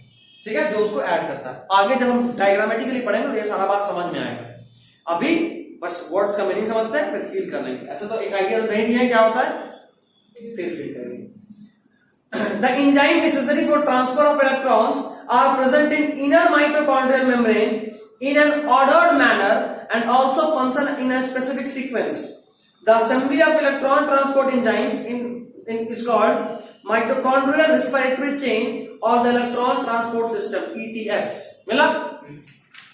ETS का डायग्राम नेक्स्ट पेज में पढ़ते सब लोग। अब जो बोलेंगे वो ध्यान दीजिएगा। ये जो आपको दिख रहा है बीच में इनर माइटोकॉन्ड्रियल मेम्ब्रेन है, देखो ये वाला मेम्ब्रेन, ये मेम्ब्रेन इनर, ये बाहर वाला, ये बीच वाला, ये है इंटर मेम्ब्रेन स्पेस, दो मेम्ब्रेन के बीच का जगह, और ये है मैट्रिक्स। तो आपको समझ में आ रहा है कि ETS काम कहां कर रहा है? ETS यहां पे है,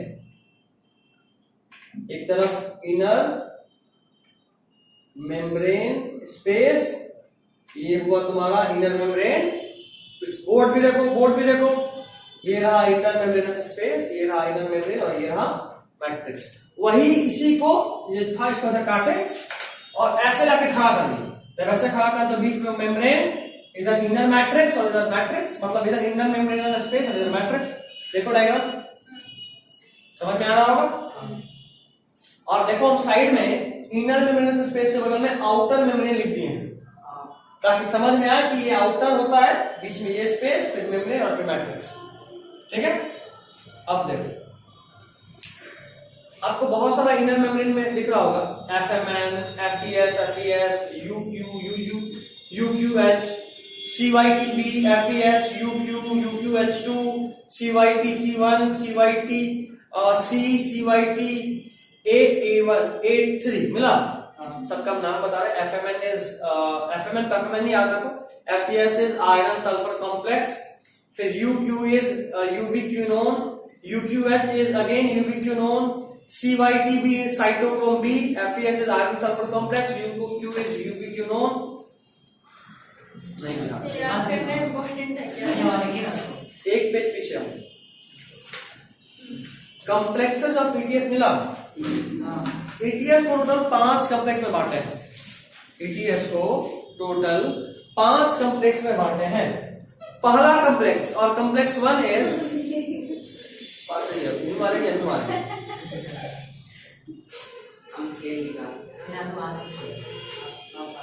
हम उधर से सीजर लेके आते, बड़ा वाला सीजर मुंडी काट टकला करके भेजे। फिर तुमको तुम्हारे ऑडी का बाल मारना पड़ेगा, सिर पे बाल बाल व्हाइट व्हाइट। नहीं तुम्हारा कॉम्प्लेक्स ऑफ ETS में सबसे पहला है कॉम्प्लेक्स 1, इसका नाम है NADH डिहाइड्रोजनेस कॉम्प्लेक्स। मिला NADH डिहाइड्रोजनेस कॉम्प्लेक्स। अब देखो जरा पीछे में कॉम्प्लेक्स 1 कहीं लिख रहा है, मतलब next page NADH dehydrogenase complex. नहीं पैराग्राफ में नहीं, अभी नहीं, डायग्राम में मैट्रिक्स में NADH लिखा, मैट्रिक्स में NADH और उसको FMN के साथ मिलाओ तो जो बनेगा वो होगा NADH डिहाइड्रोजनेस कॉम्प्लेक्स। ये लिखना नहीं है, लिखना नहीं है, बस बता रहे हैं, इतना डिटेल नहीं पढ़ना है। दूसरा इस कॉम्प्लेक्स को आपको बस नाम याद रखना है कॉम्प्लेक्स का, तो इधर ही वाले याद कर लेंगे ना मुझे। उसके बाद ये डायग्राम बॉटनी पढ़ के नाम का ट्रेन करेंगे। पौधा हो गया मार्स पे। एग्जैक्टली हम भी यही बोलने वाले हैं, मार्स पे पौधा होगा ना, हम लोग आएंगे घूमने, आम का पेड़ लगाना, टिकोला चढ़ने के साथ जाएंगे। एक मिनट लेते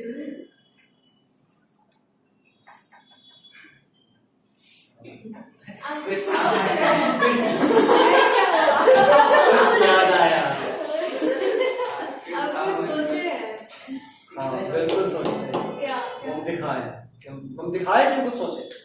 आज पार्टी डोमिनोज में चल के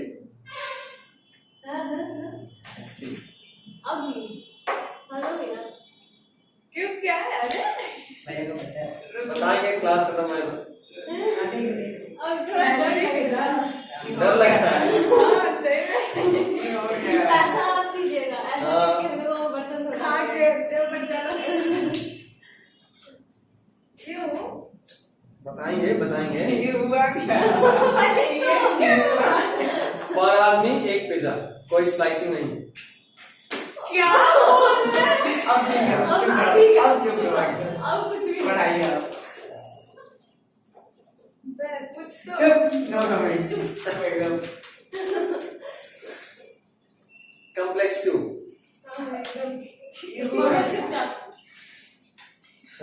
नहीं मुझे आप पढ़ाई आप। आप पढ़ाइए, मैं तो बता रहा हूँ। आओ सुनने नहीं था। FADH2 इसका एक और नाम है सक्सिनेट डिहाइड्रोजनेस कॉम्प्लेक्स, ये कॉम्प्लेक्स 2 है। तीसरा complex cytochrome B C1 complex, ये कॉम्प्लेक्स 3 है। नाम याद रखना बच्चे को, ऑप्शंस बस ये याद रट जाएंगे ना। हाँ, ये बोर्ड्स के लिए, मतलब बोर्ड नहीं, मतलब ये कई बार नीट पे भी पूछता है 5 कॉम्प्लेक्स में से कॉम्प्लेक्स नंबर 3 किसका बना हुआ है। नीट का प्रॉब्लम सोचना पड़ता है। ठीक है। और थोड़ी बुद्धि लगा के आ रही चौथा है साइटोक्रोम C ऑक्सीडेज कॉम्प्लेक्स। इसमें याद रखो contain cytochrome A and A3 and 2 copper centres. इसको थोड़ा डिटेल में करवा दूं क्या? नहीं यार मेरा बात ऊपर चला जाएगा, आप छोड़ दीजिए, इतना डिटेल मत पढ़ाइए, सच में नहीं पहली बार कोई 9th 10th वाले लड़के को देखा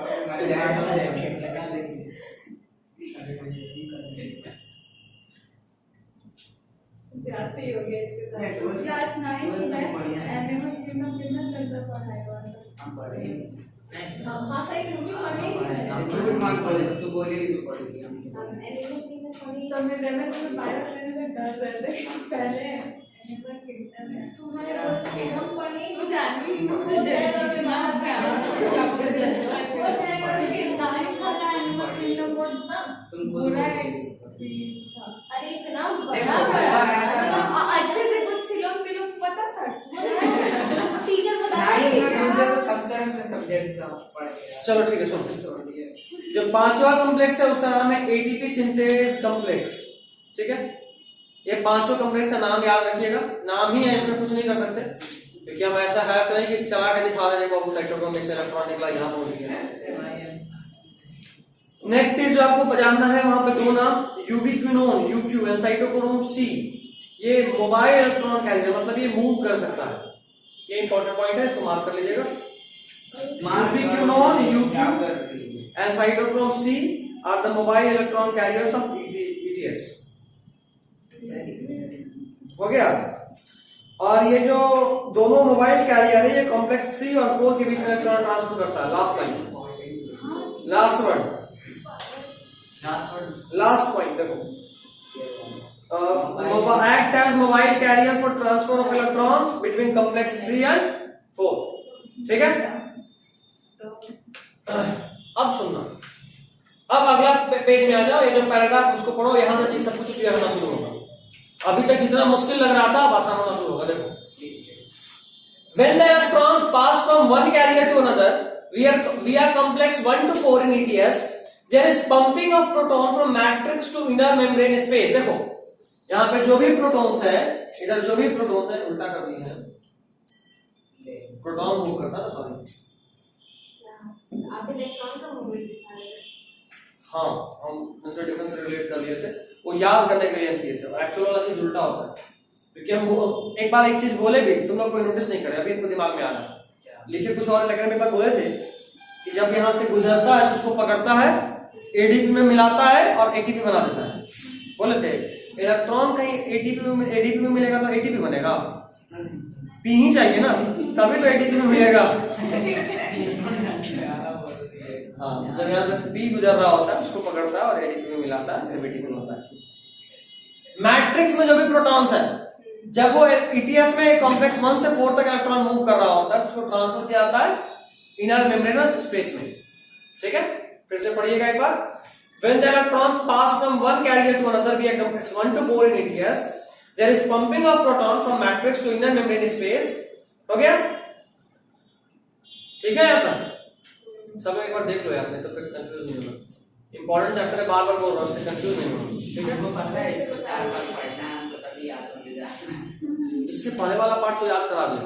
हाँ ठीक है, तो सिर्फ एक यही वाला कॉम्प्लेक्स का नाम ही रटना है बस, उसके अलावा फिर तो बाकी ये भी तो देखिए कैसे बना, ये भी तो समझ ही गए हो।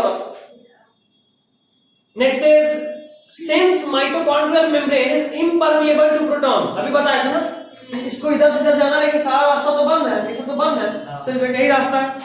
Impermeable to protons, these cannot diffuse back into the matrix across the membrane. However, these can enter the membrane via F0 F1 particle। इसका नाम होता है F0, इसका नाम होता है F1। देखो ये ऐसा है ना, ये बताया था फोटोसिंथेसिस में। एक मिनट, किसी और का बता। तो ये वाला है ऊपर लिख दिया है। याद है ना, ये है F0, ये है F1। छोड़िए भैया, आप भी हैंग हो रहे हैं।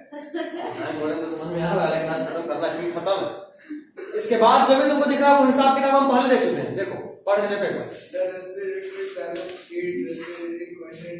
पढ़ना एक बार उसको, रिस्पिरेटरी बैलेंस के ऊपर पढ़ो। एंटीबॉलिक पाथवे की अभी एक लाइन का है, उसके पहले कोई कितना इलेक्ट्रॉन कहाँ बना वो सब अभी तो सिखाया। ये वाला कल बनाने फिर से कोई बता देंगे, उसके अलावा बाकी सब हो गया। ये हमारा एक तरह से आखिरी टॉपिक है इस चैप्टर का। कल कंप्लीट करते हैं ना, उसके बाद डॉमिनल चलते हैं। क्या हुआ बच्चों? चुप रहो, सही तुम में चुप मैंने रहो। भैया बोल दी, चले बस बात खत्म। बात करते नहीं, रीजन बताइए। नहीं डोमिनोज खुला लॉटरी अरे लगा। स्केम नहीं कागज पड़े, लॉटरी लगा। चुप रहे। अच्छा ठीक है, शांत रहो। F0 F1 पार्टिकल, एक ही रास्ता है F0 F1 particle. Proton F0 में घुसता है, F1 में जाता है, F1 में एटीपी इंतजार कर रहा होता है, एक्टिवेट होता है, उसको पकड़ता है और एटीपी के साथ जोड़ देता है, बना देता है एटीपी।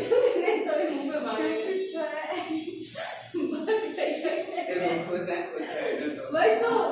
हाँ भैया आगे These can enter the membrane via F0 F1 particle which contain ATP synthetase। मिला? अरे यार फिर से एक और उल्टा बोले थे। अरे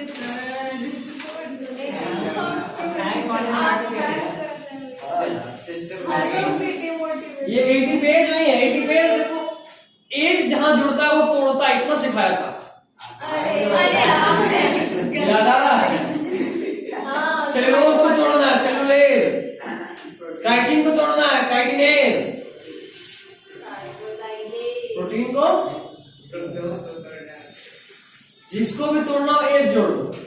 यहाँ पे ये जोड़ेगा तो एटीपी टूट जाएगा, हमको एटीपी बनाना है।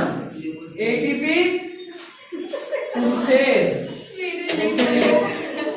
रुको यार, हाँ बोलो। आप मेडिटेशन करिए। वो नहीं फिर आप वो ना कर दिया आप कर लीजिएगा या फिर हम दूसरे टीचर को लाके देखेंगे। वो ना रहा है। अरे अरे बाप रे, ना अरे कर लेंगे दीदी। अरे वही बात है, लड़ना शुरू कर देंगे। नहीं आपका मूड सही है। अरे फोन मत कर दो। पलट गए।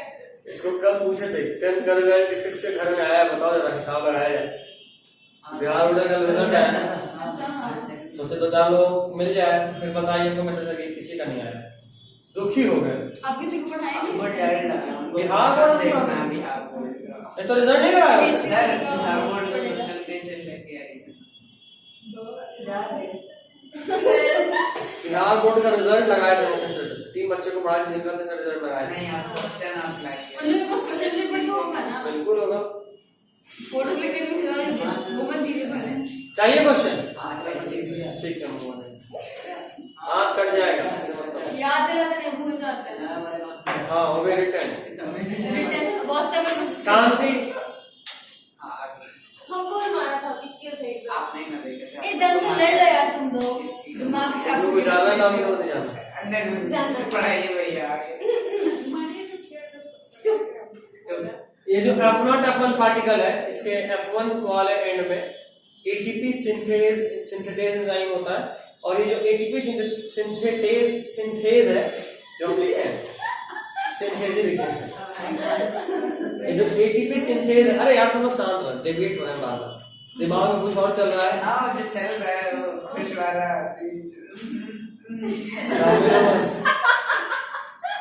अभी तो बहुत मजा आ रहा है, हमको 10 मिनट बाद अंदर से गुदगुदी हो रहा है, मजा आएगा। आपने बता दीजिए गुदगुदी हो रहा है। तो ये जो एटीपी सिंथेसिस है, वो एटीपी सिंथेज एंजाइम से होता है। जब यहाँ से प्रोटॉन आगे मूव कर रहा है F0 से F1 के थ्रू, क्योंकि एक यही रास्ता है, बाकी रास्ता बंद है।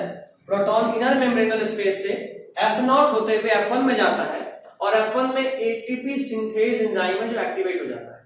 अब जब ये एंजाइम एटीपी सिंथेज एक्टिवेट होता है, तो फिर वो जो एडीपी है उसको किसमें कन्वर्ट करता है? एटीपी में। यही है तुम्हारा पूरा पूरा कहानी, ठीक है। अब नेक्स्ट है net yield of ATP in aerobic respiration in glucose. ये पूरा कहानी तुम छोड़ दो, क्योंकि हम सब पूरा बता चुके, सीधा उस चार्ट पे आ जाओ जो ग्राफ चार्ट दिख रहा था। Summary of ATP molecules produced during respiration लिखा। ग्लाइकोलाइसिस में देखो, सीधा सीधा सुनो, ग्लाइकोलाइसिस में 2 एटीपी डायरेक्ट बनता है, 2 नहीं 4 बनता है एक्चुअली ग्लाइकोलाइसिस में। 2 नेट गेन होता है।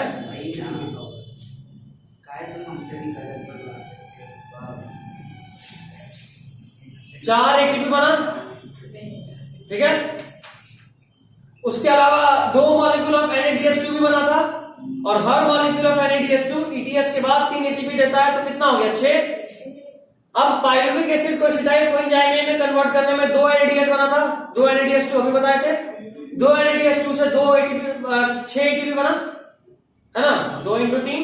और साइट्रिक मतलब क्रेब्स साइकिल का तो हिसाब करके दिए सामने में, ठीक है। ये जो दिख रहा है वो तुमको टोटल 2 दिख रहा है, डबल इसलिए क्योंकि एक मॉलिक्यूल से कितना बना था? 2 मॉलिक्यूल ऑफ पाइरुविक एसिड, और 2 मॉलिक्यूल ऑफ पाइरुविक एसिड से 2 एसिटाइल कोएंजाइम है। हम लोग एक एसिटाइल कोएंजाइम का लिखे हैं, तो 2 एसिटाइल कोएंजाइम का डबल कर देंगे, तो डबल लिखा होगा। सम करने में कितना आया? 38। नेक्स्ट इज एम्फीबॉलिक पाथवे, उसका एग्जांपल है, देखो एसिटाइल कोएंजाइम जो बना था, वो एसिटाइल कोएंजाइम में रॉ मटेरियल है कैरोटीनॉइड्स, टर्पीन, जिब्रेलिन और फैटी एसिड के लिए। उसी तरह सक्सिनाइल कोएंजाइम में रॉ मटेरियल है क्लोरोफिल और साइटोक्रोम के लिए। साइटोक्रोम क्या होता है? साइटो क्या नहीं समझ में आ रहा? साइटोक्रोम बोलो, अब देख लेंगे यूट्यूब पे, क्या समझ में नहीं आ रहा? पहले ये बोलो। ये जब भी बोल रहे थे फिर तुम नहीं गए। अरे उसका समरी बता दो, वो एक बार पढ़ लो फिर एक बार ऐसा चीज यहाँ पे टाइम हो कितना? पीछे इतना दिमाग क्यों लगा है? 1.5 घंटा तक नहीं किसी तरह में 1 घंटा के बाद देखना स्किप होगा। कर लेना ना, हम भी वही सोच रहे हैं जो नहीं समझ हाँ, में तो आया। वापस देखेंगे। आप जल्दी आपको कर दीजिएगा। हाँ, जब मैं ठीक है, भाई, समझ दो बार ठीक कर लेंगे।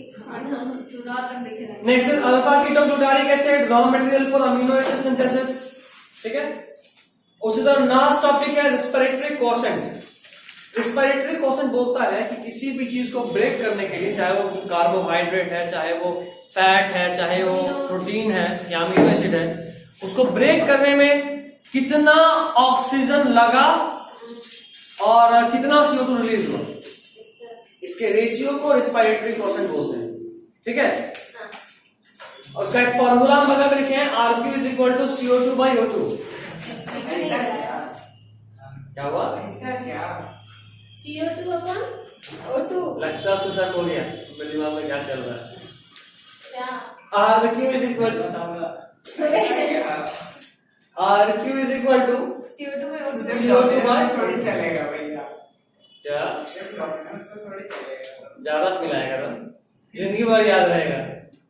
क्या नहीं, सिर्फ डॉक्टर से नहीं चलेगा। RQ is equal to CO2/O2। अरे तो मैं पढ़ाने जाऊँ, 2 मिनट को आ रहे हैं। जी 2 मिनट और बस जल्दी।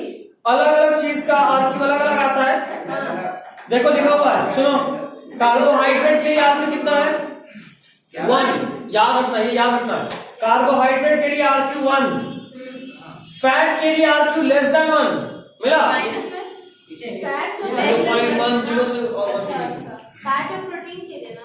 नहीं, प्रोटीन के लिए कुछ और, अरे फैट और प्रोटीन दोनों लिखा है तो कुछ और मतलब थोड़ा सा डिफरेंस तो नहीं है। चलो तो ओवरऑल हाँ लेस देन 1। ठीक है, लेस देन 1 का मतलब ये है नेगेटिव, नहीं 0 से ज्यादा 1 से कम। और यहाँ पे एग्जांपल है ट्रिप्थालमिन मिला, वो इक्वेशन में ट्राइपाल्मिटीन है, कहाँ? अरे सी नंबर में देखो इक्वेशन के नीचे मिला। ट्राइपाल्मिटीन क्या है? अमीनो एसिड है, और अमीनो एसिड के लिए 0.7। ये लास्ट ईयर से पूछा था। अमीनो एसिड क्या होता है? बाकी में मैं आ गया। मर जाएगी। प्रोटीन के लिए 0.9 दिख रहा है RQ, देखा? प्रोटीन के लिए 0.9, यहाँ पे लिखे हैं क्या? हाँ साइड में लिखे हुए, protein RQ is equal to 0.9। ठीक है। Next D number, last important point, नहीं लास्ट के बाद F भी है। D number important point, organic acid के लिए RQ ग्रेटर देन 1 इससे ज्यादा होगा हमेशा। मिला। हाँ, और F नंबर अगर एनारोबिक रेस्पिरेशन है तो RQ इज इनफाइनाइट। और ये कह रहे हैं बस CO2/O2 ना। हाँ CO2/O2, और ई किसके लिए इनफाइनाइट? ये ऑप्शन मार दिया। ये इंपॉर्टेंट नहीं। है ना? अब एक बार फिर से ऊपर में जो लास्ट में बताए थे कल, वो एक बार फिर से देख लो।